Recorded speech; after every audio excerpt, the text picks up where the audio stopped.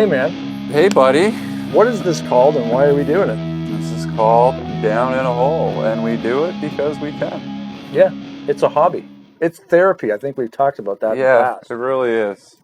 Because we don't even care if anybody watches this thing, but if you do and you want to interact with the channel, YouTube has thumbs and other buttons. Subscribe, share, throw some comments down. Let's talk. Oh, Open a Sprite. thanks buddy.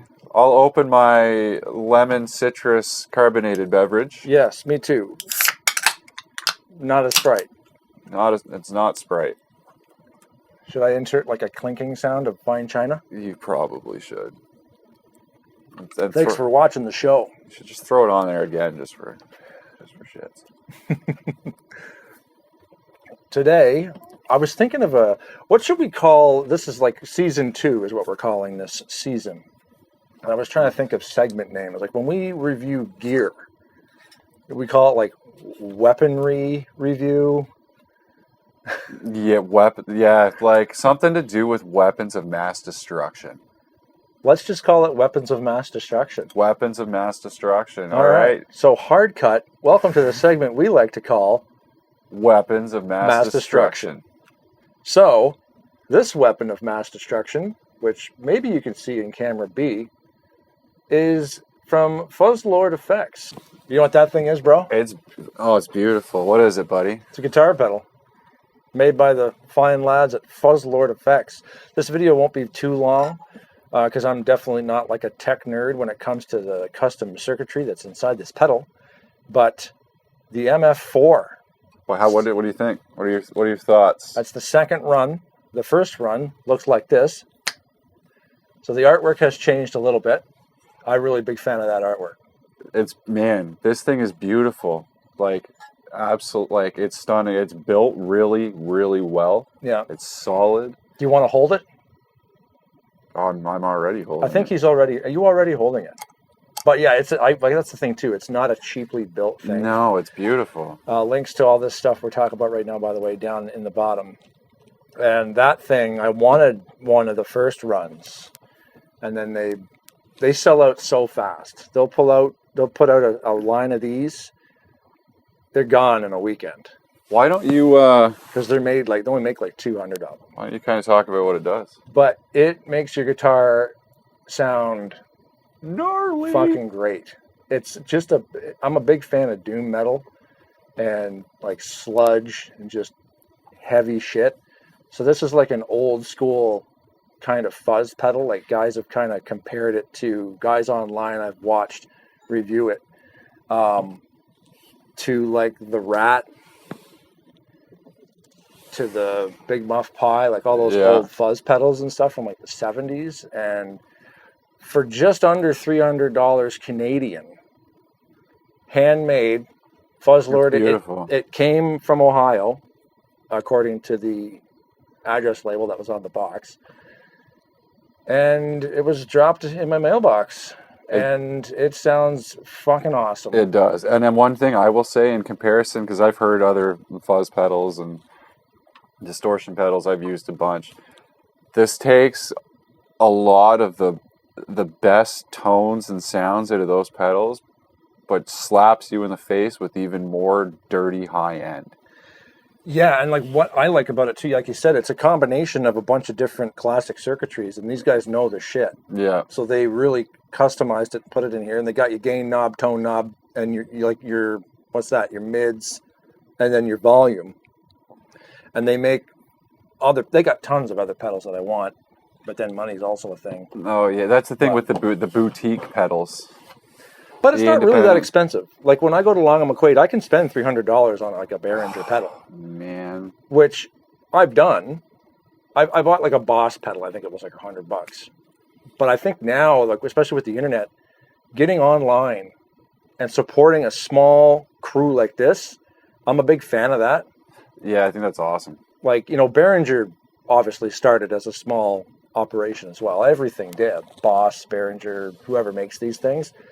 But if you get on Instagram, if you get on Instagram or on YouTube, I'm a big fan of Fuzzlord and another channel called Does It Doom. He makes his own pedals. So the next one I'm buying is probably going to be a Desert Doom pedal. And these guys are in cahoots with each other. And they make great products. Well, that's cool. And one of the ones I really want, if they ever put out a second run of it, I'm a big fan of Sleep, High on Fire. Matt Pike has some solo stuff going on right now. They have a new song called Alien Slut Mom. Oh, we'll have to check that If bad anybody, boy out. if anybody took and watched the video, because you can tell they just shot it themselves.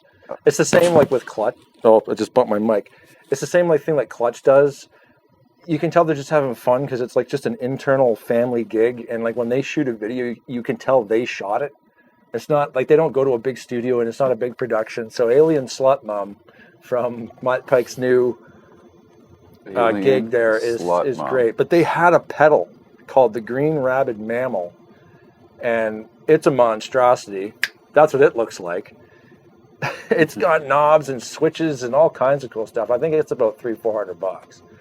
But they modeled Matt Pike's cabinets and heads and pedals and whatnot from Sleep and High on Fire and put it into one big solid thing. Excuse the interruption. Made a slight mistake. The Green Rabid Mammal is available still from Black Arts Toneworks. They make the Green Rabid Mammal. I apologize. So it is available and it can be purchased. You're welcome. Solid thing. The thing that I really love about kind of the boom in this particular part of the industry. Oh, can't lose. Is that it just gives each and every guitarist the opportunity to develop their own tone. Yeah. You know, if everyone's using the same, you know, if all that's available Boss is DS1 or DS2, or if everyone's used like it this way, we need uniqueness in the world of music, I think, and I'm a firm believer in these boutique pedals because they'll do a run of them, and then they'll come up with a new run, and then they'll change something about it. Yeah. So they're unique. And what I find too is with something like this, this is the Fuzzlord Effects MF-4. I have that. So if I buy the Sabathie from Desert Doom, I can stack them together. How fucking gross of a tone can I get now? I start stacking Desert Doom pedals and Fuzzlord Effects pedals together, and then that random like that Boss metal distortion that I have. Yeah. You know, maybe if it's just a little bit, like you said about developing your own feel. We'll do a little. I'll show you how to take a pedal like that Boss, like if it's like the Metal Zone or whatever. It's the orange one, yeah. And you use it to dial back. Ah.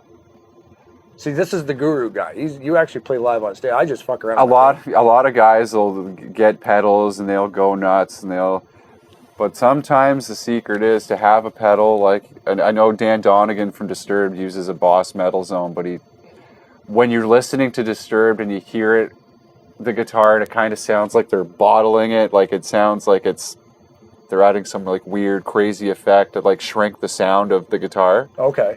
It's literally stepping on one of those pedals, and instead of using it to amplify, you do the exact opposite. You're bringing it in. So it's almost like the best. I use it for example, for guys that use guitar amps that only have one channel. Guys will run like distortion on that channel, and then what you do is you plug in a pedal and you dial the pedal back, so that way you get distortion naturally from your amplifier, but you're dialing it back with the pedal. Oh, see, that's kind of what I do. I have a bass amp that I plug my guitar into, and it's just in. So yeah, maybe I should have you kind of give me because I had to dial, when I first plugged it into my amp, I had it distortioned up, because sometimes I would just plug straight into the amp. But I found that it made that sound like shit. Yeah, you just run it clean. This sounds like garbage. So then I'm like, oh wait. The next day I had that brainstorm of like, I never pulled the amp back to be clean, and I'm ruining this thing. So now all I hear is that thing, and even like my volume knob just sounds like it reacts better now, where I'm actually almost able to just ride those knobs, and it's just taking. It's a lot of fun Fuzzlord. He did a great job. Nobody's watching this video anyway, but if anybody is, try to support the cool little stuff. And I'm a big fan of these guys. I watched, Does It Doom teaches you how to play songs. Yeah. Like I was watching him Wind Hand, Forest Clouds. I was learning that through this. So I bought this from Does It Doom's buddy at Fuzzlord, and he's teaching me how to play a song, and I'm using, boom, YouTube, baby. And that's the way to do it. I mean, the best thing I ever did as a guitar player was just pick and choose a bunch of different bands and a bunch of different songs, learn them. Don't just learn a riff. Learn the whole friggin' song. That's what I'm going to try to start doing. Because then you'll get an understanding of how, you think you know how a song's put together, but then when you actually sit down and start playing, it becomes a little bit more like, okay, you got 4 bars of music here, and then it changes to this, and it's a lot. It gets a lot more understanding the structure. Exactly. Cool. 100%. But anyway, I guess in conclusion, I'm a big fan of Fuzzlord, and if you wanted to buy some of their stuff and play around with some of their cool stuff, Fuzzlord Effects, Does It Doom. Love your stuff. We'll get some either a demo video going or something. So definitely show it off for sure. Fist bumps, man. Hell yeah, buddy. Thanks for watching. Down in the hole. There's my dog yelling at me again. Toodles. She's all good. Subscribe, thumbs up, share the video. Somebody send it to Fuzzlord Effects. Maybe they want to watch us talk about their cool pedals. It's friggin' awesome, dudes. Big fan. Awesome. Thanks for watching, ladies and gentlemen, and everybody else.